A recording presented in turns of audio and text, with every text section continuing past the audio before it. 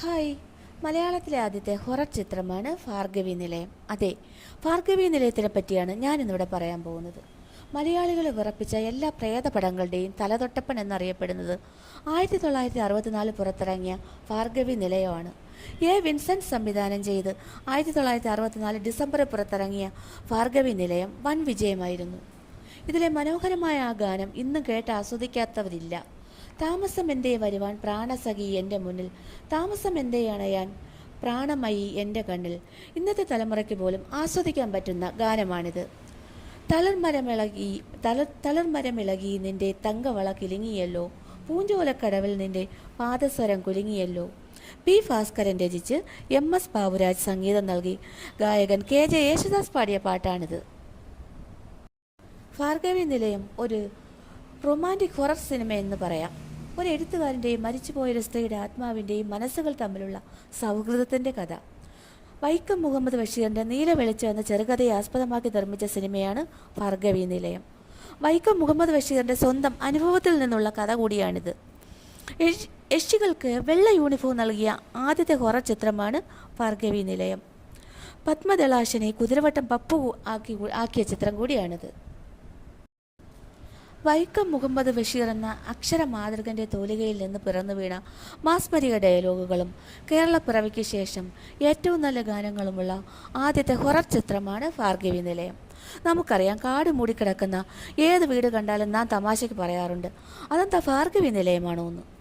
വൈക്കം മുഹമ്മദ് ബഷീറിൻ്റെ തിരക്കഥയിൽ Vincent master സംവിധാനം ചെയ്ത ചിത്രത്തിൽ വിജയ നിർമ്മലയായിരുന്നു നായികയായി തിളങ്ങിയത്.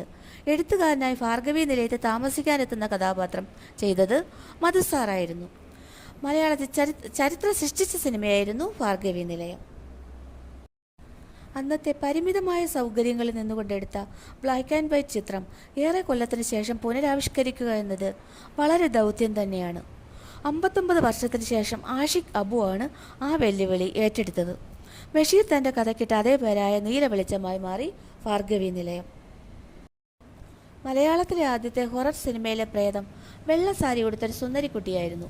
ഭാർഗവി നിലയത്തിലെ പ്രേതം ഭാർഗവിക്കുട്ടിയുടെ വെള്ള യൂണിഫോം പിന്നീട് മറ്റുള്ള പ്രേത സിനിമയിലെ സുന്ദരി പ്രേതങ്ങളും മാതൃകയാക്കുകയായിരുന്നു. ഭാർഗവി നിലയം ചെയ്ത ശേഷം ബഷീറിന് ധാരാളം കത്ത് വരാറുണ്ടായിരുന്നു അത്രേ. എല്ലാവർക്കും പ്രേതമുണ്ടോ എന്നായിരുന്നു സംശയം. അതിന് ബഷീർ മറുപടി പറഞ്ഞത് ഇങ്ങനെയായിരുന്നു: മനുഷ്യനുണ്ടായ കാലം മുതൽ ഉണ്ടായ സംശയങ്ങൾ മനുഷ്യരാശി ഉള്ളിടത്തോളം കാലം ഈ സംശയങ്ങളും സന്ദേഹങ്ങളും നിലനിൽക്കും. വൈക്കം മുഹമ്മദ് ബഷീർ ആദ്യ അവസാനം വരെ കൂടെയുണ്ടായിരുന്ന ഒരേ ഒരു ചിത്രമാണ് ഭാർഗവി നിലയം. അദ്ദേഹത്തിൻ്റെ ജീവിതത്തിൽ നടന്ന അത്ഭുത സംഭവമാണ് നീല വെളിച്ചമെന്ന കഥ. അദ്ദേഹത്തിൻ്റെ വാക്കുകൾ ഇങ്ങനെയായിരുന്നു: എൻ്റെ ജീവിതത്തിൽ ഒരു അത്ഭുത സംഭവമാണ് നീല വെളിച്ചത്തിലൂടെ ഞാൻ പറയുന്നത്. അത്ഭുതം എന്നല്ല, അത്ഭുതത്തിൻ്റെ ഒരു കുമിള എന്ന് പറയാം. ശാസ്ത്രത്തിൻ്റെ സൂചി കൊണ്ട് ഇതിനെ കുത്തിപ്പൊട്ടിക്കാൻ ശ്രമിച്ചിട്ടുണ്ട്, പക്ഷേ എന്നെ കൊണ്ട് പൊട്ടിക്കാൻ കഴിയുമായിരുന്നില്ല. ഇതിനെ അത്ഭുത സംഭവമെന്നേ പറയാൻ പറ്റൂ. ഒരുപാട് നാൾ വീട് അന്വേഷിച്ച് നടന്ന് ഒടുവിൽ സാഹിത്യകാരനായ ബഷീറിന് ഒരു വീട് കിട്ടുന്നു. ടൗണിനകലെ മുനിസിപ്പാലിറ്റി അതിർത്തിയിൽ ഒരു ബംഗ്ലാവ് വാടകയ്ക്കെടുക്കുന്നു. ഒരു എഴുത്തുകാരന് സ്വസ്ഥമായിട്ടിരുന്ന് എഴുതാൻ ശാന്തത നിറഞ്ഞൊരു വീട് ആവശ്യമാണ്. ഒറ്റ നോട്ടത്തിൽ തന്നെ തനിക്ക് എന്തോ പോലെ അനുഭവപ്പെട്ടതായി അദ്ദേഹം പറയുകയുണ്ടായി. ആ വലിയ ബംഗ്ലാവ് അദ്ദേഹം വാടകയ്ക്കെടുക്കുന്നു. പക്ഷേ ആ പഴയ മാളിക ഇതുവരെ ആരും വാടകയ്ക്കെടുത്തതായി അദ്ദേഹത്തിന് തോന്നിയിരുന്നില്ല. ചുറ്റുകാട് മൂടിയും കരിയില മൂടിയും കിടക്കുന്നുണ്ടായിരുന്നു.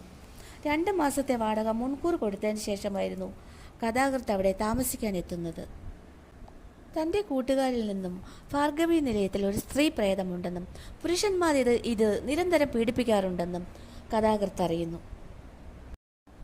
ആ ബംഗ്ലാവിലെ കിണറ്റിച്ചാടി മരിച്ച ഭാർഗവിക്കുട്ടി എന്ന പെൺകുട്ടിയുടെ പ്രേതത്തിൻ്റെ സാന്നിധ്യം കഥാകൃത്തിന് നേരിട്ട് അനുഭവപ്പെടുന്നതും തുടർന്ന് അവർ തമ്മിൽ നടത്തുന്ന സംഭാഷണങ്ങളുമാണ് കഥാകൃത്ത് നീല വെളിച്ചം എന്ന നോവലിൽ അവതരിപ്പിക്കുന്നത്.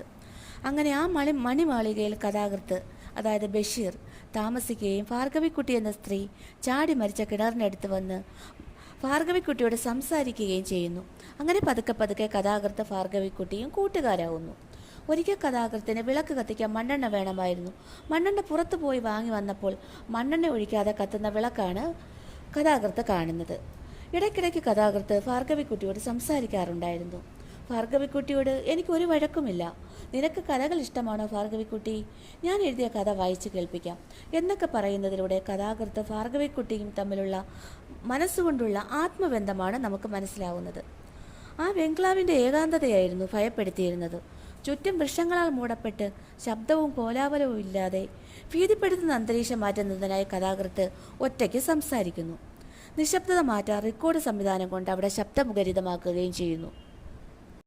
2 ഋഷകളിലായി സാധനങ്ങളുമായി കഥാകൃത്ത് ബംഗ്ലാവിലേക്ക് കയറുന്നത് മുതലാണ് സിനിമ തുടങ്ങുന്നത്. പ്രേമനൈരാശ്യം മൂലം ഭാർഗവിക്കുട്ടി കിണറ്റി ചാടി മരിച്ചതായിരുന്നു എല്ലാവരുടെയും വിശ്വാസം. ശശികുമാർ എന്ന യുവാവ് ഭാർഗവിക്കുട്ടിയെ സ്നേഹിച്ച് വഞ്ചിച്ചതായും തുടർന്ന് ഭാർഗവിക്കുട്ടി കിണറ്റി ചാടി ആത്മഹത്യ ചെയ്തതുമായാണ് എല്ലാവരും വിശ്വസിച്ചിരുന്നത്.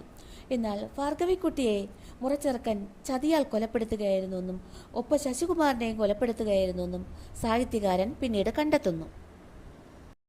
സാഹിത്യകാരനായ മധുവും SK എന്ന ശശികുമാറായ പ്രേം നസീറും നാടക നടൻ പത്മതലാശനായി കുതിരവട്ടം പപ്പുവും കഥാപാത്രങ്ങളെ ഉജ്ജ്വലമാക്കി. അപമൃത്യു അടഞ്ഞ ഭാർഗവിക്കുട്ടിയുടെ പ്രേതബാധ ഉണ്ടെന്ന് കേൾവിയുള്ള വീട്ടിൽ താമസമുറപ്പിക്കുന്ന സാഹിത്യകാരന് അവളുടെ സാന്നിധ്യം അനുഭവപ്പെടുന്നു. ഭാർഗവിയെയും സംഗീതജ്ഞനായ കാമുകൻ ശശികുമാറിനെ കൊലപ്പെടുത്തിയ ഭാർഗവിക്കുട്ടിയുടെ മുറച്ചെറുക്കൻ M. നാരായണൻ ഭാർഗവിയുടെ കഥ എഴുതുന്ന സാഹിത്യകാരനെ പിന്തുടരുന്നു. യഥാർത്ഥ കഥ ഭാർഗവിക്കുട്ടിയിൽ നിന്ന് തന്നെ ഭാർഗവിക്കുട്ടിയുടെ സഹായത്തോടെ തന്നെ സാഹിത്യകാരൻ എഴുതി തീർക്കാൻ ശ്രമിക്കുന്നു. M. നാരായണൻ ഈ കഥ നശിപ്പിക്കുവാനും സാഹിത്യകാരനെ കൊല ചെയ്യാനും ശ്രമിക്കുമ്പോൾ അത് അയാളുടെ തന്നെ മരണത്തിൽ കലാശിക്കുന്നു. ഭാർഗവിക്കുട്ടിയെ തള്ളിയിട്ട് കൊന്ന കിണറ്റിൽ തന്നെ മുറച്ചെറുക്കനും വീഴുകയായിരുന്നു. സാഹിത്യകാരൻ ഭാർഗവി നിലയത്തിൽ നിന്ന് എന്നേക്കുമായിട്ട് തിരിച്ചു പോകുന്നതോടെയാണ് കഥ അവസാനിക്കുന്നത്. പോകുമ്പോൾ അവസാനമായി സാഹിത്യകാരൻ ഇങ്ങനെ പറയുന്നു. സാഹിത്യകാരൻ്റെ വാക്കുകൾ ഇങ്ങനെയായിരുന്നു: ഭാർഗവിക്കുട്ടി, എൻ്റെ പ്രിയ സുഹൃത്തെ, നീ നിന്റെ അകലത്തെ ദേവൻ്റെ അടുത്തേക്ക് പോകുന്നു. ഞാൻ നിന്റെ ആത്മാവിന് നിത്യശാന്തി നേരുന്നു. നീയും ഞാനും എന്നുള്ള യാഥാർത്ഥ്യത്തിൽ നിന്നും ഞാൻ മാത്രം അവശേഷിക്കാൻ പോവുകയാണ്. ഞാൻ മാത്രം.